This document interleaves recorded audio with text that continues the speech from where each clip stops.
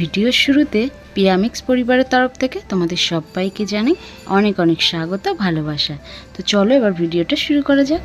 ঘুম থেকে উঠেছি, বেশিক্ষণ হয়নি। তারপরে রাস্তায় দেখলাম খুব আওয়াজ হচ্ছে। যেহেতু আমার রাস্তার ধারে ঘর, তো ব্যালকনি থেকে একটুখানি মুখ বাড়াতেই দেখি এরকম একটা জয়যাত্রার মিছিল বেরিয়েছে আর কি। তোমরা তো সবাই জানো ভোটের রেজাল্ট বেরিয়ে গেছে। তো তারপরে দেখি গোটা একটা মিছিল আমার জন্য একটু হলেও থমকে দাঁড়িয়েছে। তো প্রথমে সত্যিই আমি একটু লজ্জায় পড়ে গেছিলাম। তারপরে বুঝতে পারলাম আমার হাতে ছিল ফোন, দেখো আমার জন্য দাঁড়িয়ে গেল। তো যাই হোক, আমার হাতে ছিল ফোন, আর তারপরে আমাকে নমস্কার জানালো, আর তারপরে এখান থেকে গেল। তো নিজেকে একটু সেলিব্রিটি মনে হচ্ছিল সাথে। তো যাই হোক, এই মিছিলটার সাথে ছিল কিন্তু এরকম একটা দারুণ ডান্স পারফরমেন্স।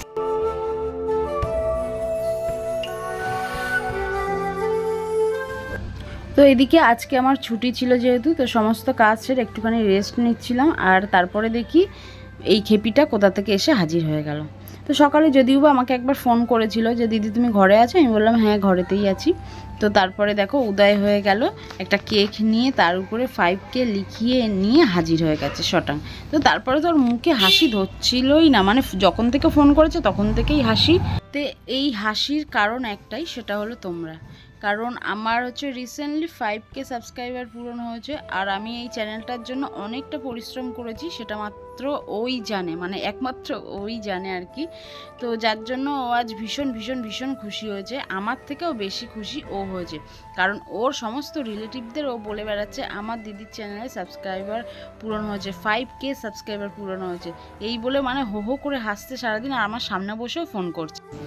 তো বোঝো ঠেলা, এরকম কাণ্ড কে করে বলো? আমি তো ভীষণ লজ্জায় পড়ে গেছিলাম, মানে এরকম তো ভাবিনি কোনো সময়। তো যাই হোক, কেক কেটেছে দেখো, এটা তোমাদের জন্য। তারপরে তো ঘুরিয়ে আমার মুখে দিল ঠুসে। তো তারপরে গিয়ে আমি একটু দেখলাম টেস্ট করে, বেশ সুন্দর খেতে, তো ওর মুখেও একটুখানি দিলাম। তারপরে তো ছেলে ছিল সামনে, তো ছেলেকে একটু দিলাম। এই দুই পাগলের নৃত্য দেখে আমি তো আর হাসি থামিয়ে রাখতে পারছিলাম না। তো এইদিকে ছেলেও রেডি হয়ে গেছে পড়তে যাওয়ার জন্য, কিন্তু যেহেতু আজকে আমি ঘরে আছি, ওর আজকে বায়না ছিল কিছু খাওয়াতে হবে, আর ও যেটা খেতে চেয়েছে তার জন্য আমাকে একটু বাইরেও বেরোতে হবে। তো আমি রেডি হয়ে গেছি ঝটপট করে। তো চলো এবার বাইরে যাওয়া যাক। এদিকে ওদের আর তর্স হয়েছে না, আমি ঘরে তালা দেওয়া হয়নি ঘরে এখনও, কিন্তু ওরা গটগট করে বেরিয়ে গেল।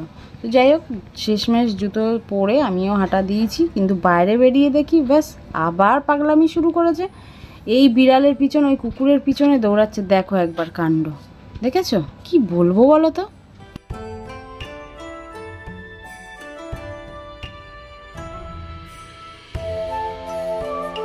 তো এই ভ্যাপসা গরমের মধ্যে কে বেরোয় বলো তো দেখি, বাইরেও একটুও হাওয়া নেই।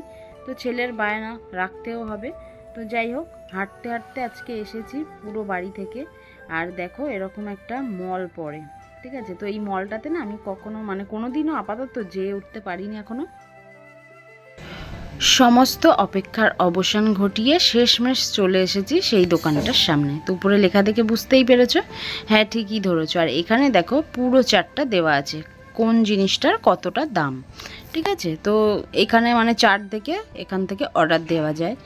তো আমার ছেলে নিল ওরিও শেক, আমি নিলাম ম্যাঙ্গো, আর ওই যে খেপিটা ছিল ও নিল কিন্তু ম্যাঙ্গো। তো তিনজন মিলে একটুখানি খাওয়া দাওয়া করলাম এখানে। তারপরে গিয়ে আবার এখান থেকে ছেলে চলে গেল পড়তে। আর এই সময় দেখি হঠাৎ করে কিন্তু ঝড় শুরু হয়েছিল, আর এই খাবারগুলোর মধ্যেও মনে হয় পড়ে গেছে, কারণ এত জোরে ধুলো ময়লা উঠছিল, আর ওই সমেত সব পেটে চলে গেছে। কিছু করারও নেই, কারণ বুঝতে পারিনি বাড়ি থেকে যে এরকম একটা ঝড় উঠবে বলে। তো রাস্তায় বেরিয়ে আর কি হঠাৎ করে ঝড়টা উঠলো। তো যাই হোক, ছাতা ফাতা কিচ্ছু নিয়ে যায়নি, খালি হাতে ড্যাং করতে করতে চলে গেছি।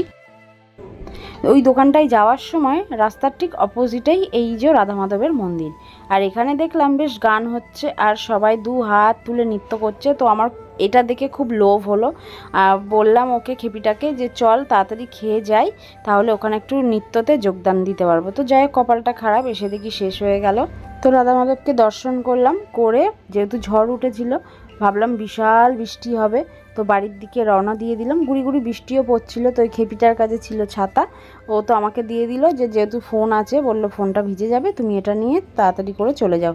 তো আমিও বাড়ির পথে চলে আসলাম, খেপিও বাড়ি চলে গেল। আজকের মতো ভিডিওটা এতটুকুই। ভালো লাগলে লাইক কমেন্ট শেয়ার করে পাশে থেকে দেখা হচ্ছে পরের ভিডিওটা।